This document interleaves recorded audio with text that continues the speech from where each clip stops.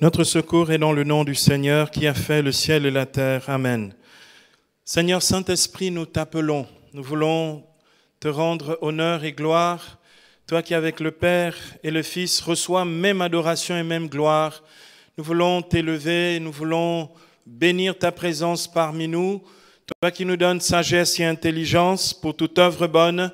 Toi qui nous donnes sagesse et intelligence pour comprendre la parole de Dieu et pour la pratiquer, visite-nous, investis tout ce temps d'enseignement, qu'il soit un véritable kairos de Dieu, un temps de grâce et de faveur pour chacun. Bénis-nous et fais en sorte que la parole de Dieu, celle qui va être proclamée, ne revienne pas à lui sans avoir accompli l'objet de sa mission et fait ce qu'il dit. Saint-Esprit, fais tes œuvres au milieu de nous et manifeste au milieu de nous que tu es l'esprit de gloire et de révélation. Amen. Bien-aimés, nous allons donc aborder notre 9e enseignement dans ce séminaire annuel sur la prière chrétienne et nous allons aborder aujourd'hui donc les confessions victorieuses. Une des formes donc de la prière chrétienne un peu connue en comparaison à d'autres que nous avons vues jusqu'ici. Nous connaissons plus ou moins la louange, l'adoration, l'action de grâce, etc. Mais les confessions victorieuses sont un peu moins connues. Donc, aussi, puisqu'elles sont moins connues ou carrément pas du tout connues, donc peu pratiquées. Et cette forme de la prière chrétienne, bien sûr, ce sont les confessions victorieuses. Prier, nous l'avons déjà vu depuis le début, ne consiste pas seulement à demander des choses à Dieu, à mendier ou à supplier. Prier consiste aussi à confesser. Et c'est ce que nous allons découvrir dans cette forme de la prière chrétienne ce soir. Alors, qu'est-ce qu'on entend par confession victorieuse? Ici, je voudrais que vous soyez attentifs parce que c'est l'essentiel de notre enseignement qui est concentré dans ce que je vais dire à présent. Les confessions victorieuses sont une activité de la foi qui permet de déclarer les promesses de Dieu et leur accomplissement dans nos vies. C'est vraiment une activité de la foi qui permet de déclarer, donc c'est une déclaration, c'est une prière déclarative qui permet donc de déclarer les promesses de Dieu et leur accomplissement dans nos vies. Quelqu'un me donne un amen.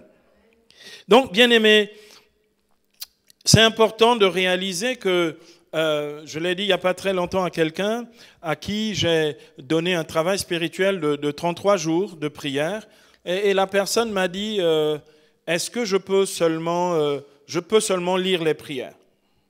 Bon, j'ai pensé dans ma tête, je me suis dit en fait on obtient ce que l'on déclare ou ce que l'on proclame et donc si tu ne fais que lire, eh ben, il est difficile pour toi d'accéder à la bénédiction attachée à ce que tu lis. Tu peux lire pour ton intelligence, mais si tu veux véritablement qu'il y ait une œuvre de la grâce de Dieu qui s'opère, il faut confesser. Quelqu'un entend ce que je dis?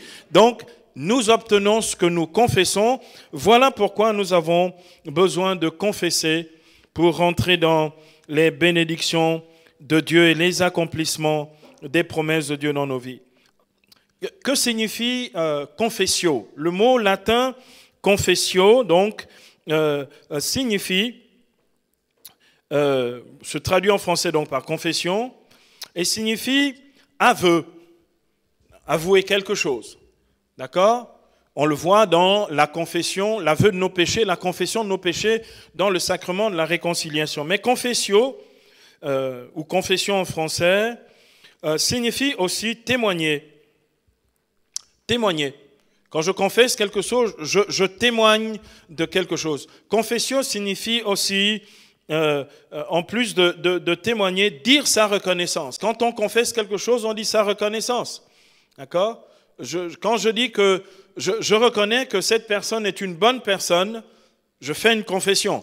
D'accord? Je le confesse de ma bouche. Et donc, voilà. Et confession, enfin, signifie aussi faire une déclaration. Donc, confesser, c'est témoigner, dire sa reconnaissance et faire une déclaration. Donc, habituellement, donc, nous limitons le sens de ce mot Hein, puisque quand on dit il faut se confesser, on pense juste à l'aveu des fautes, à la demande de pardon pour nos péchés, mais on oublie que c'est aussi déclarer quelque chose qui va se manifester dans nos vies. Quelqu'un me donne un amen.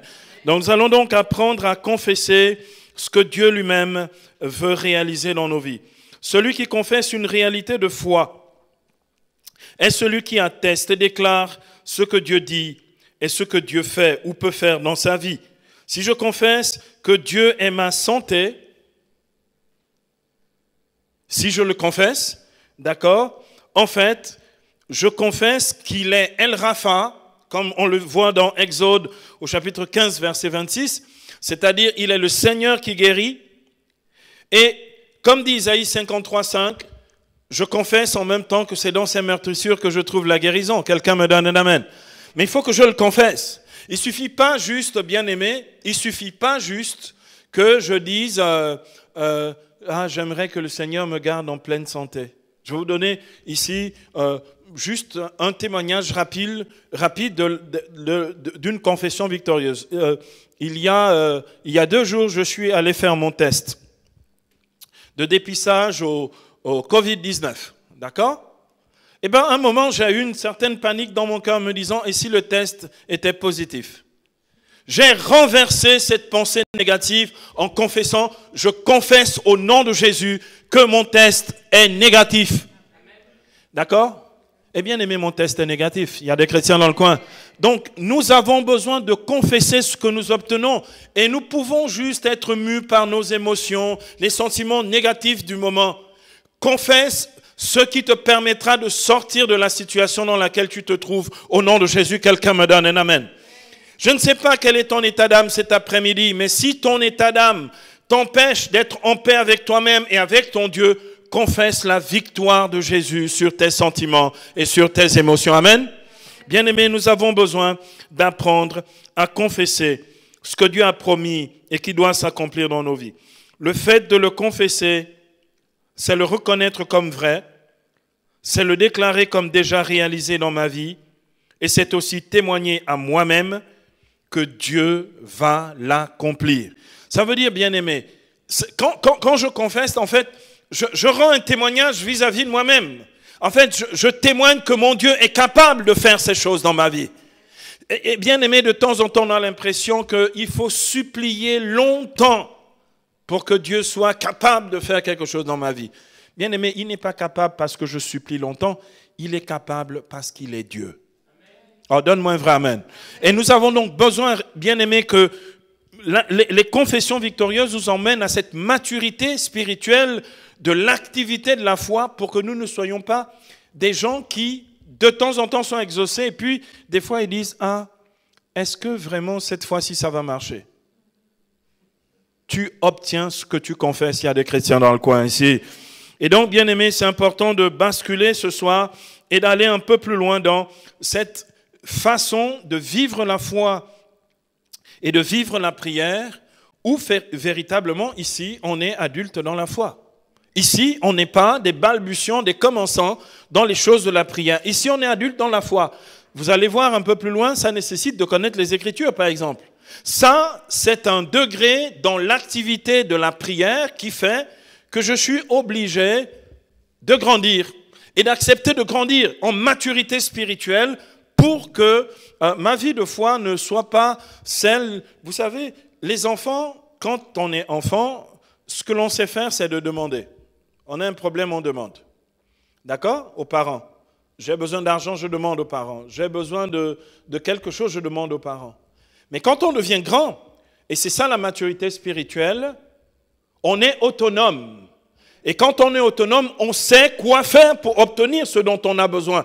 Les confessions victorieuses nous établissent dans une véritable autonomie spirituelle pour faire que nous ne soyons plus comme des débutants, des petits-enfants dans la vie de la foi et de la prière, pour obtenir tout ce que nous demandons au Seigneur. Et ici, nous ne demandons pas en réclamant, nous rappelons à Dieu ses promesses. Quelqu'un me donne un amen? Bien-aimés, nous avons besoin donc de basculer. Plutôt, par exemple, que d'attendre la guérison, je peux l'accueillir par la simple confession de ce que Dieu a dit et qui est vrai, car sa parole s'accomplit pour ceux qui mettent en elle leur foi. Amen. Et donc, quand je confesse la parole de Dieu sur la guérison, j'obtiens déjà ce que je confesse, parce que le Seigneur l'a dit dans Isaïe 55, 11, « Ma parole ne revient pas à moi sans avoir accompli l'objet de sa mission et fait ce que je dis. » Quelqu'un me donne un amen. L'apôtre Paul nous dit que c'est par la confession des lèvres que l'on accède au salut, même pour accueillir le salut de Dieu dans nos vies. Vous avez des gens, ils disent, on demande aux gens, tu as rencontré Jésus-Christ comme Seigneur et Sauveur personnel de ta vie? La personne va te dire, oui, mais moi je suis dans l'église depuis longtemps. Non, je ne t'ai pas demandé d'être dans l'église depuis longtemps parce que tu peux être dans l'église sans l'avoir rencontré. Tu peux venir chauffer les bancs de l'église tous les dimanches sans croire en lui, aux promesses de sa parole. Tu peux continuer de te dire chrétien parce que tu es baptisé depuis longtemps, mais en fait, Dieu est loin de toi. Tu dis même les paroles de la foi, mais tu ne crois pas un mot de ce que tu dis parce que tu ne l'as jamais vu se réaliser dans ta vie. Donc, même le salut, j'ai besoin de le confesser pour qu'il soit réellement salut dans ma vie. Dans la foi chrétienne, vous savez, après le baptême, il y a ce que l'on appelait avant la communion solennelle, d'accord? Ou la deuxième communion. Il y avait la première communion et puis il y avait la deuxième communion, que l'on appelle normalement la profession de foi. Mais je trouve dommage que ça ne se fasse plus. Mais je trouve aussi dommage que ça ne se faisait que de façon purement symbolique. C'est le moment où, consciemment, quelqu'un doit adhérer à Jésus-Christ comme Seigneur et Sauveur personnel de sa vie. Quelqu'un me donne un amen. Paul dit ici, justement, que nous avons besoin de confesser le salut qui est en Jésus-Christ. Il écrit dans Romains au chapitre 10, les versets 6 à 11. Romains 10, les versets 6 à 11. Paul dit, voici comment parle la justice qui vient de la foi.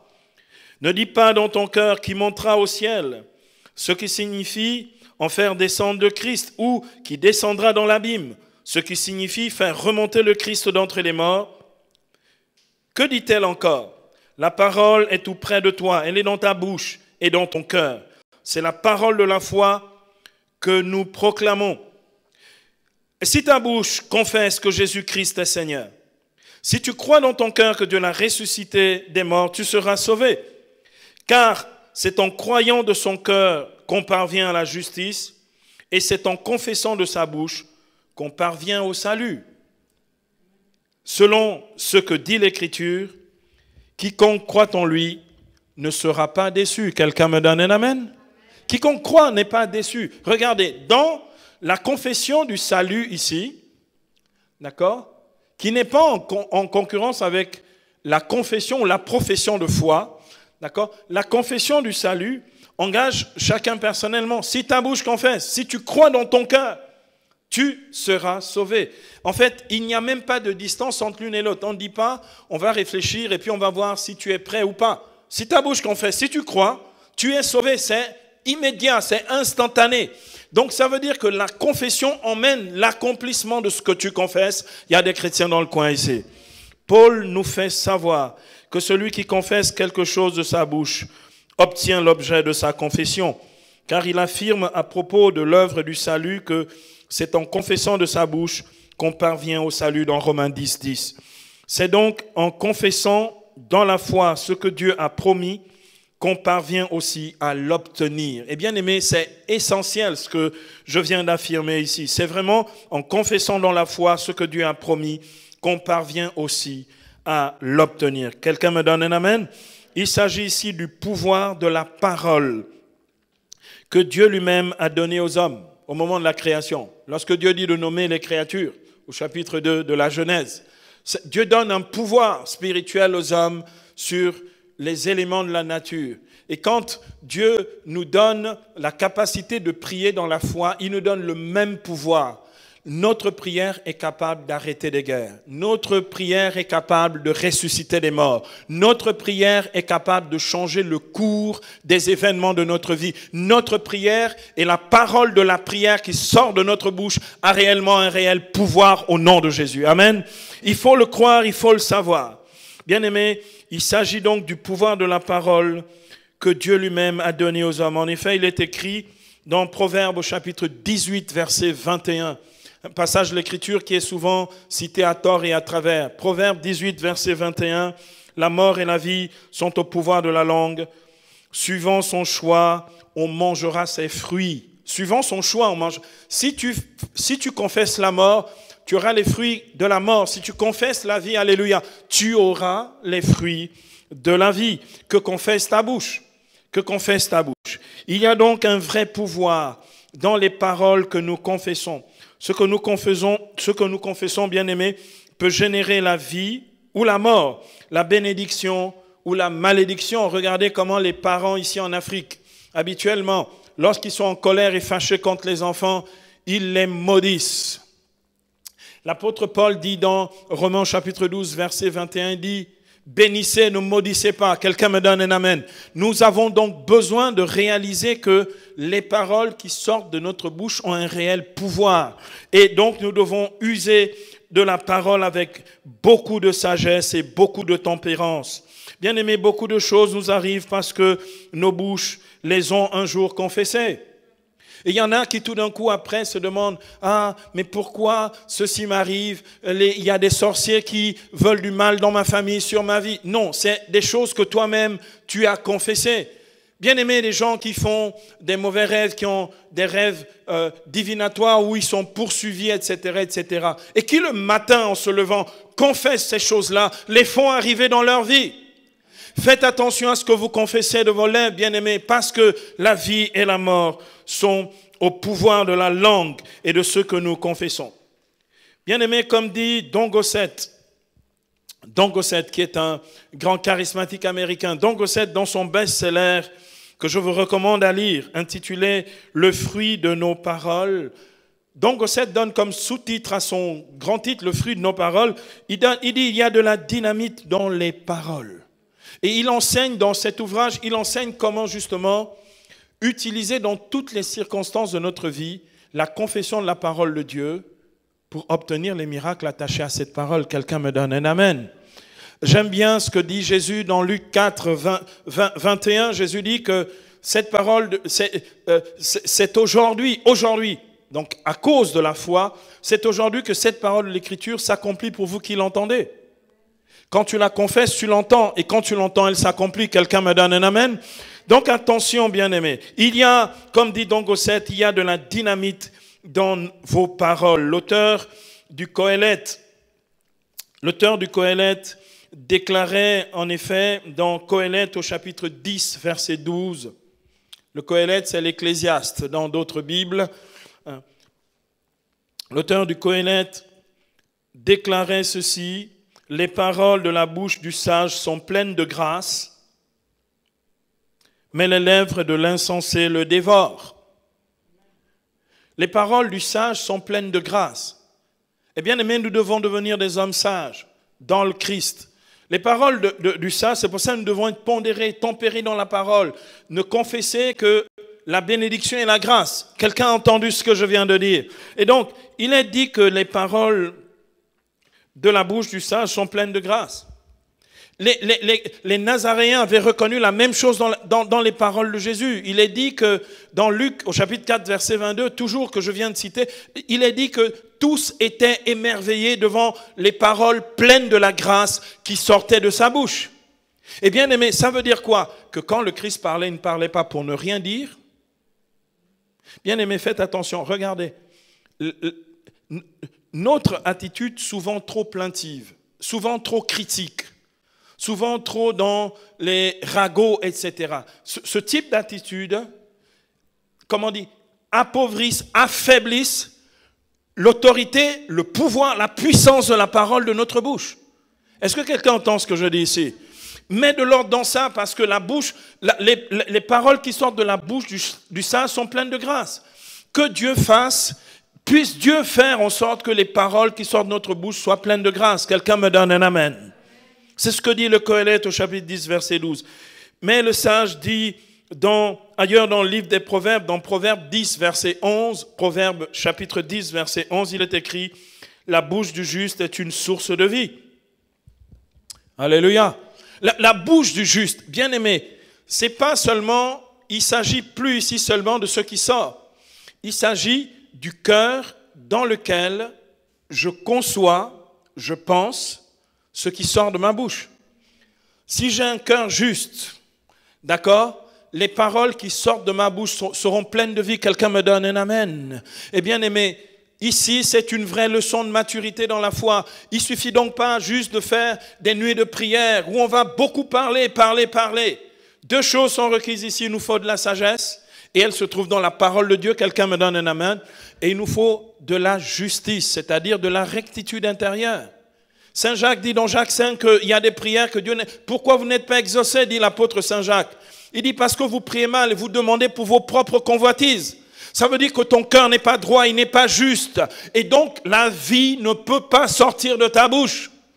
Est-ce que quelqu'un entend ce que je dis ici? Bien aimé, la prière est un lieu où non seulement je rencontre Dieu, j'expérimente la puissance et la grâce de Dieu, mais c'est un lieu où je grandis spirituellement, en maturité spirituelle, en sagesse et en grâce. Et bien aimé, ça veut dire que quelqu'un qui a une vraie vie de prière, croit spirituellement, se fortifie dans le Seigneur et manifeste les œuvres de Dieu dans sa vie. Et c'est pas donc, la prière, c'est pas juste pour venir quand je suis en galère et j'ai des problèmes. Et tout d'un coup, maintenant, là, il faut que je fasse un jeûne d'Esther et que je fasse de longues prières toute la journée. Mais tu étais où avant? Que faisais-tu au temps chaud? Lui dit-elle à cette emprunteuse, tu faisais quoi quand Dieu te donnait la sagesse, l'instruction pour que tu apprennes à vivre comme un homme sage avec un cœur de juste? Il y a des chrétiens dans le coin ici. Et bien aimé, la bouche du juste est une source de vie. Ah, je prie Dieu pour que nos bouches, alléluia, soient des sources de vie. Alléluia. Dieu lui-même veut faire de nous des personnes qui trouvent la sagesse dans sa parole et ceux qui confessent la parole pour recevoir les grâces qu'elle renferme. J'aimerais que nous puissions développer maintenant les deux points suivants. Le premier que nous allons voir, c'est comment se pratiquent les confessions victorieuses. Comment se pratiquent les confessions victorieuses, ce sera notre premier point. Et le deuxième point que nous allons voir, ce sont donc les fruits spirituels de la pratique des confessions victorieuses pour garder notre même pédagogie d'apprentissage. Alors regardons à présent donc comment se pratiquent les confessions victorieuses. Bien aimés, les confessions victorieuses reposent sur les promesses de Dieu contenues dans sa parole. Cela signifie que nous devons préalablement connaître la parole de Dieu, je l'ai dit tout à l'heure. Si tu veux accéder à ce niveau de la prière chrétienne, il faut connaître déjà un peu la parole. Parce que si tu ne connais pas la parole, si tu attends seulement les moments d'enseignement ou des circonstances où tu lis la parole de manière accidentelle, tu n'as pas trop le choix, tu t'ennuies chez toi, c'est le confinement total, donc il faut que tu t'occupes. Donc, tu lis la Bible. Ok, et quand le confinement est terminé, tu ne lis plus la Bible, c'est une perte pour toi. J'ai bien aimé pendant le temps du confinement total, les gens se faisaient des challenges de la parole. Depuis, il n'y a plus de challenge de la parole. Ça veut dire que nous avons besoin de nous ressaisir, bien-aimés. Ça veut dire que nous ne pouvons pas vivre circonstanciellement. Les circonstances ne doivent pas déterminer notre vie en Christ, le bonheur que Dieu a promis. Nous ne pouvons pas vivre en fonction des circonstances. La vie, c'est nous. Quelqu'un me donne un amen. La vie, c'est toi et moi. Nous sommes des vivants en Jésus-Christ. Cela signifie que nous devons préalablement donc connaître la parole de Dieu. Les grands modèles de confession victorieuse se trouvent dans le livre des psaumes. Les psalmistes sont des vrais confesseurs de la victoire de Dieu par sa parole.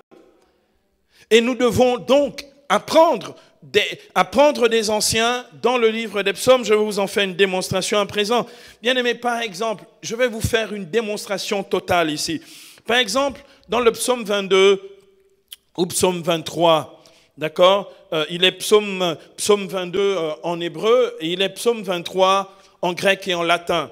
Et habituellement, dans la traduction liturgique que nous entendons, c'est le psaume 23, d'accord, que l'on appelle aussi le psaume du bon berger. Le psaume qui commence par « Adonai est mon berger, je ne manquerai de rien ». Et donc, ce psaume-là, bien-aimé, chaque verset, les 6 versets de ce psaume ne sont que des confessions victorieuses. Si tu ne sais pas avec quoi commencer, commence avec le psaume 22 ou 23. Alléluia. Bien-aimé, c'est une succession de confessions. Je vais d'abord lire le psaume lui-même. « L'Éternel ou le Seigneur est mon berger, je ne manque de rien.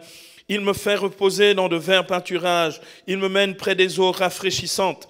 Il restaure mon âme. Il me conduit au juste chemin à cause de son nom.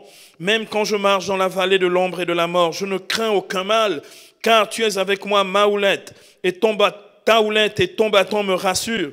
Tu dresses devant moi une table face à mes ennemis. Tu répands l'huile sur ma tête et ma coupe est débordante. Oui, le bonheur et la grâce s'attachent à moi tous les jours de ma vie et j'habiterai dans la maison du Seigneur en la longueur de mes jours. Quelqu'un me donne un amen. Vous savez que la dernière confession est très importante parce qu'il y a des fois des gens qui, lorsqu'ils ont des problèmes avec des frères et sœurs en Christ dans l'église, ils abandonnent l'église. Quelqu'un entend ce que je dis ici? Bon, ils abandonnent beaucoup de choses aussi. D'accord? Et donc, il est écrit ici que j'habiterai, et c'est une confession des lèvres, j'habiterai la maison du Seigneur tous les jours de ma vie.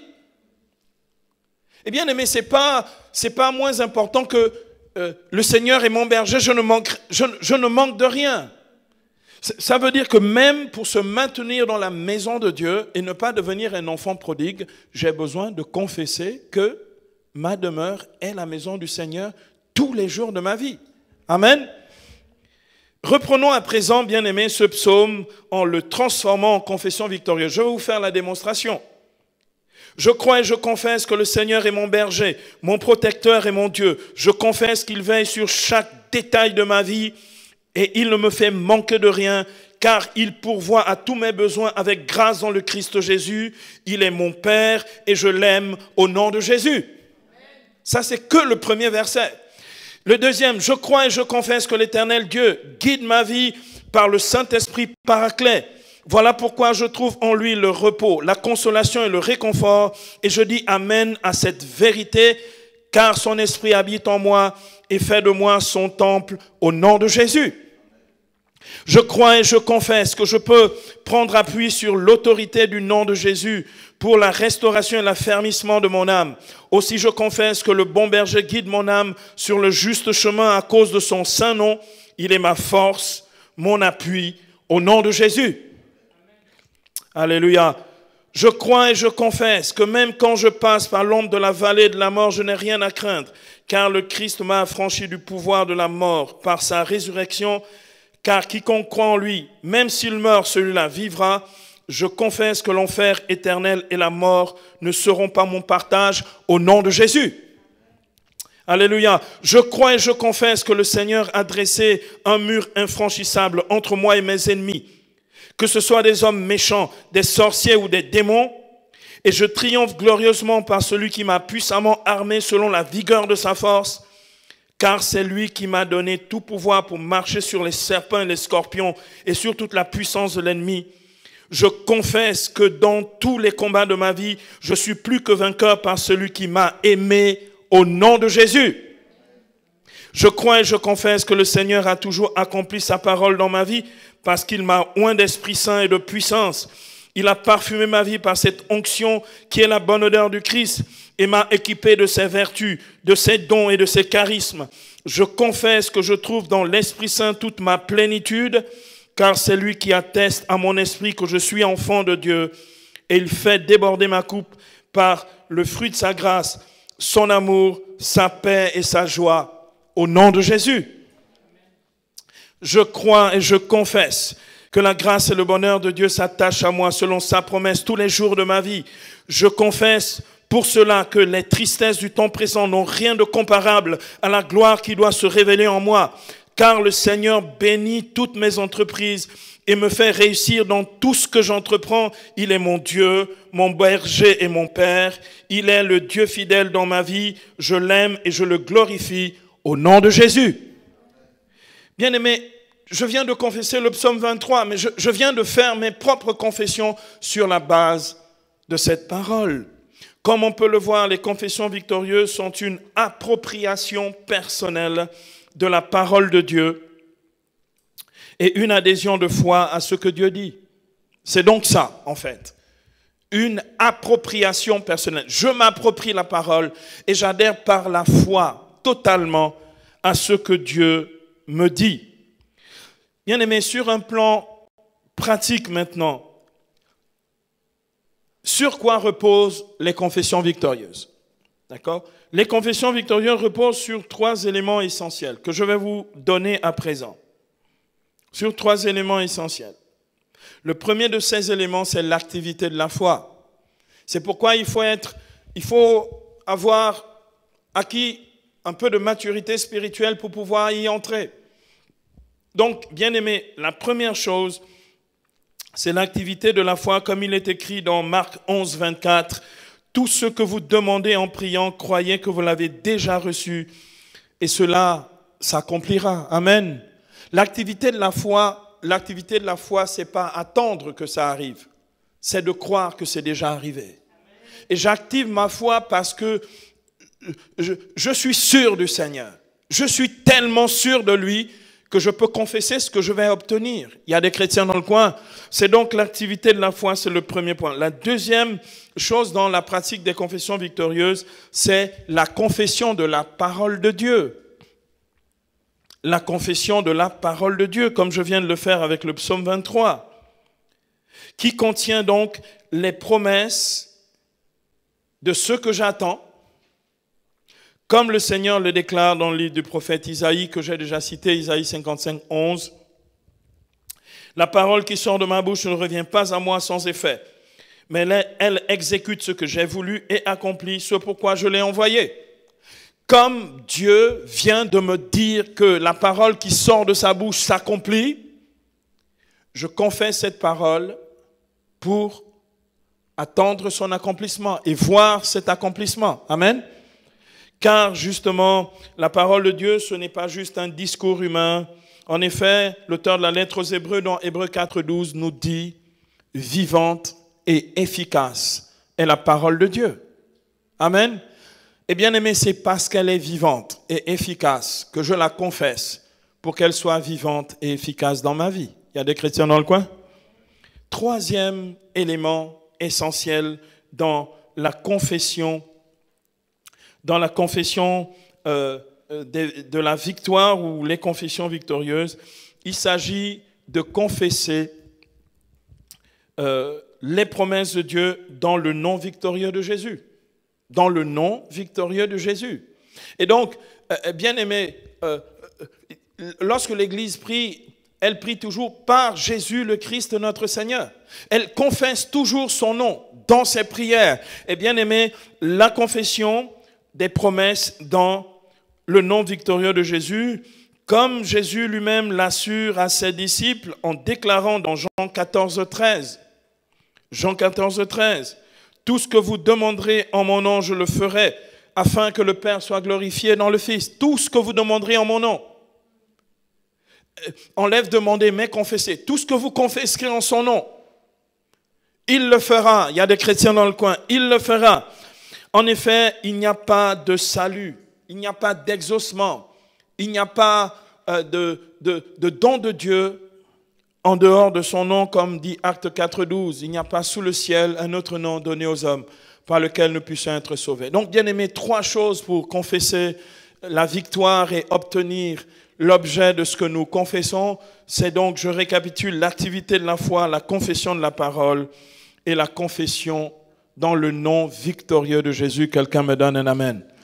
Et bien aimé, si aujourd'hui vous avez acquis ceci, vous pouvez désormais vivre la prière tranquillement, plutôt que d'espérer recevoir.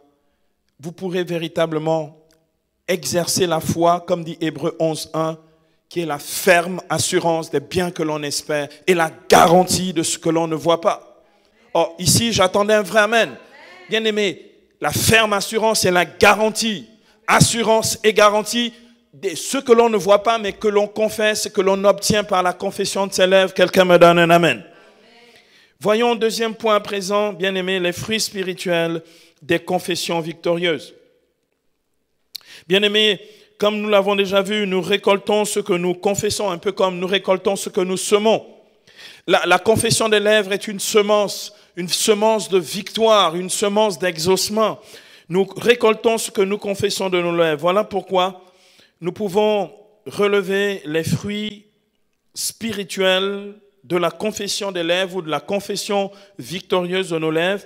Je voudrais ici symboliquement vous en donner 7 comme la plénitude des dons de Dieu. 7 fruits, on pourrait en donner d'autres, mais je vous en donne 7 ici. Le premier, c'est la victoire sur le doute.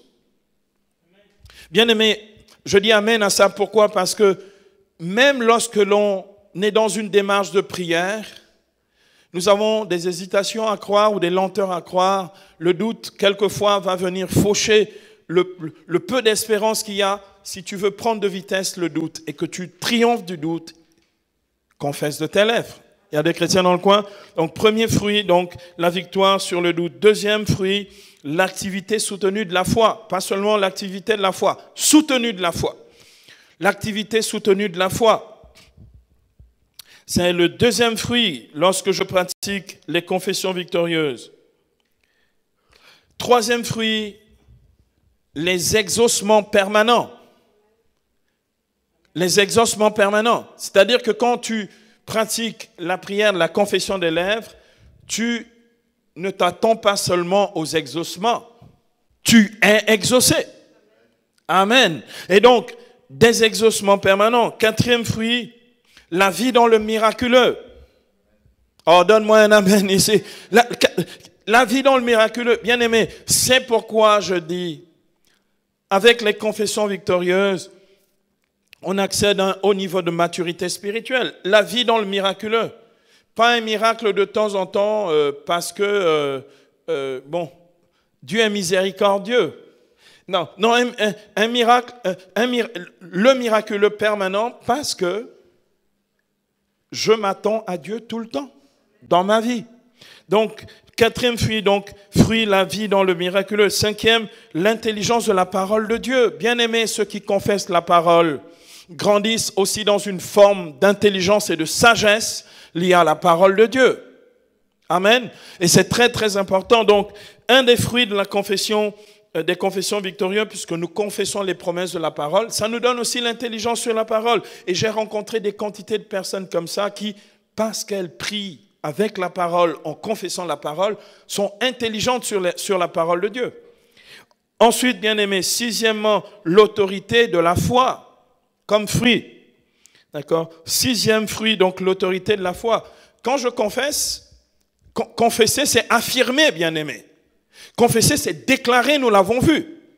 Ça donne de l'autorité. Il y a des chrétiens dans le coin ici.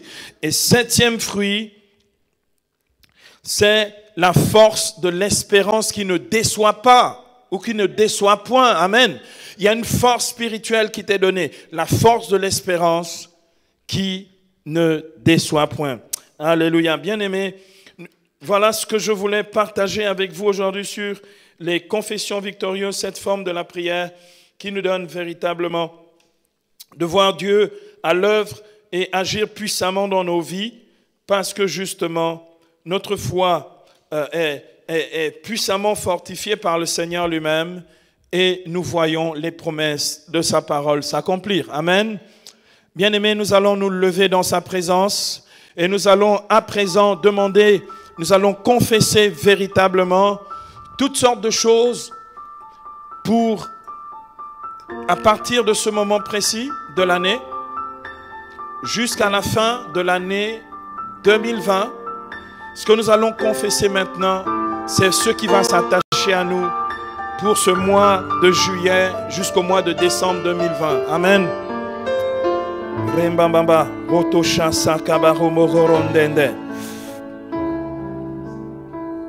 Le Seigneur est mon berger, je ne manque de rien. Oui, le bonheur et la grâce, la prospérité, la réussite, le succès, la guérison, la victoire en toutes circonstances, la santé divine s'attache à moi tous les jours de ma vie au nom de Jésus. Quelqu'un me donne un amen. Je puis tout par Christ qui me fortifie, car celui qui est en moi est plus puissant que celui qui est dans le monde au nom de Jésus. Je suis une nouvelle créature en Jésus-Christ et chaque jour je le suis un peu plus. J'ai reçu la nature de Dieu, j'ai la vie de Dieu en moi, j'ai la sagesse de Dieu en moi, j'ai la puissance de Dieu en moi, j'ai l'onction du Saint-Esprit sur moi, j'ai la gloire de Dieu dans ma vie.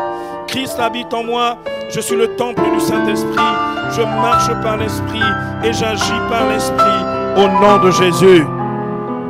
Je suis plus que vainqueur à travers Jésus-Christ qui m'a aimé et s'est livré pour moi. Je suis sauvé en son nom. Amen. Je prospère à tous égards et je suis en bonne santé comme prospère aussi l'état de mon âme au nom de Jésus. Amen.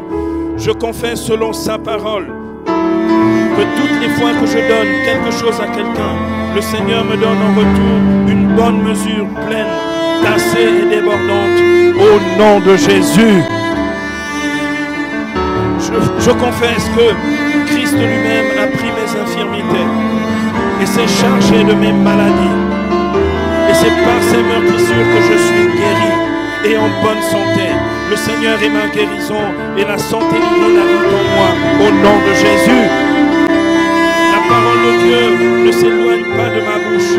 Je la médite jour et nuit pour agir fidèlement selon tout ce qui est écrit. C'est pourquoi je réussis et que j'ai du succès dans toutes mes entreprises au nom de Jésus. Je suis béni parce que je ne marche pas selon le conseil des méchants. Je ne m'arrête pas sur la voie des moqueurs, sur la voie des rieurs, des congosseurs, des calomniateurs, des pécheurs. Et je ne m'assieds pas en compagnie de ceux qui haïssent les autres. Mais je trouve mon plaisir dans la parole de Dieu et je la médite jour et nuit. Je suis comme un arbre planté près d'un courant d'eau qui donne son fruit en la saison et dont le feuillage ne flétrit jamais.